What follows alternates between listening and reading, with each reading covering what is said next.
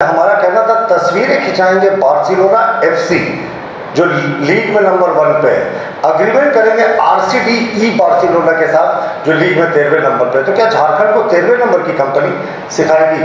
अगर ये agreement 1 number की बार्सिलोना एफसी से करते तो समझ में आता। और कोई ऐसा एमओयू एक ही बता दे कि 8-10 करोड़ का भी उनको निवेश का भरोसा मिला है लिखित। वर्बल तो सब लोग कह देते हैं, कोई जाएगा किसी क्या, हाँ साहब आपके यहाँ संभावनाओं को तलाशेंगे। तो मुख्यमंत्री जी श्वेत पत्र जारी करें, इस पर हम स्वागत करेंगे। मेरा सवाल है अधीर क्यों हो रहा है? मुख्यमंत्री जी कह दे तो बेहतर होगा। पांडे जी ये बात मुख्यमंत्री जी को कहने दें। और कोई प्रश्न? नहीं, आपकी सरकार ने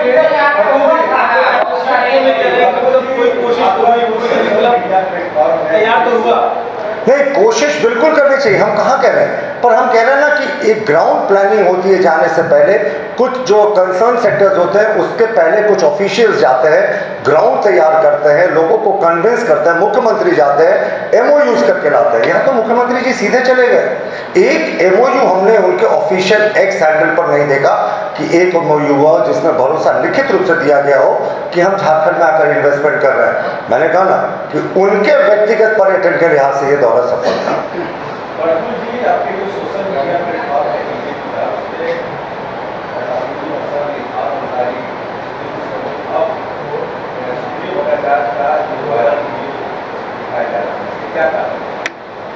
देखिए ये प्रेस कॉन्फ्रेंस से ये प्रश्न हो गया, लेकिन मैं इसका छोटा सा जवाब दूंगा। झारखंड मुक्ति मोर्चा का तुष्टीकरण और वोट बैंक की राजनीति के कारण मुसलमानों के प्रति जो विशेष प्रेम है ये छिपता नहीं साहब। आप मुसलमानों को मुख्य धारा से जोड़े ना, लेकिन यहाँ क्या होता है साहब, हिंदू फल दुकान लिखने पे जेल भेज देते हैं, मुस्लिम होटल चलता रहता है, कुछ नहीं होता।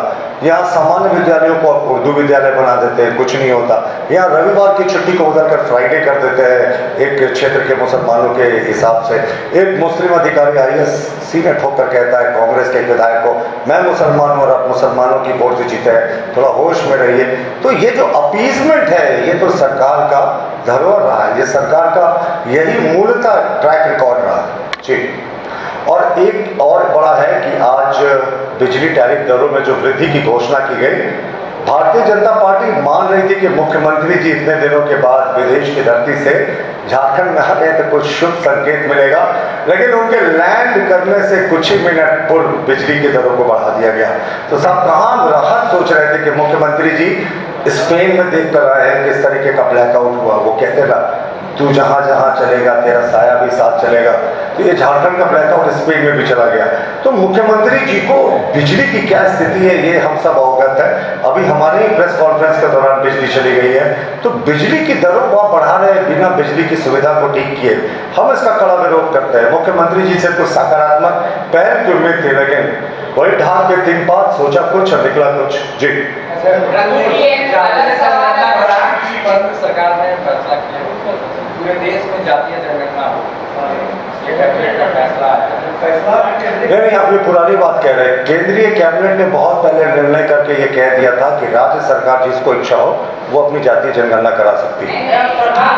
जो कैबिनेट जनगणना होने वाली है उसमें कहा गया है कि हम जातिगत का भी कराएंगे। मेरा सवाल ये है कि बिहार में इलेक्शन है, उससे पहले कैबिनेट का इतना बड़ा फैसला, क्या आप भी कांग्रेस की तरह मान रहे हैं कि बिहार में जो जातीय जनगणना हुआ वो सही नहीं हुआ था? देखिए इसको सब चीज को चुनाव से नहीं देखना चाहिए। ये तो कुछ कांग्रेस नेताओं के भी बोलते ना कि सीमा पे तनाव है क्योंकि अभी चुनाव है, और बिहार के चुनाव की बात कर रहे थे। तो ये जो एक तरीके का नैरेटिव बनाया जाता है, और बिहार में जातीय जनगणना हो चुकी है, और जातीय जनगणना पर जो लोग आज प्रश्न उठा रहे हैं कांग्रेस के लोग, ये वो भूल जाते हैं बिहार की जातीय जनगणना पर कि उन्हीं के अलायंस की सरकार थी आरजेडी के साथ जिस समय ये जातीय जनगणना हुई थी। फिलहाल जो हमारा मुख्य उद्देश्य है कि मुख्यमंत्री जी को बहुत बहुत बधाई, बहुत दर्शनीय और रमणीय स्थलों का उन्होंने दौरा किया, उनसे आग्रह होगा कि उसकी तस्वीरों को भी जारी कर दें। धन्यवाद।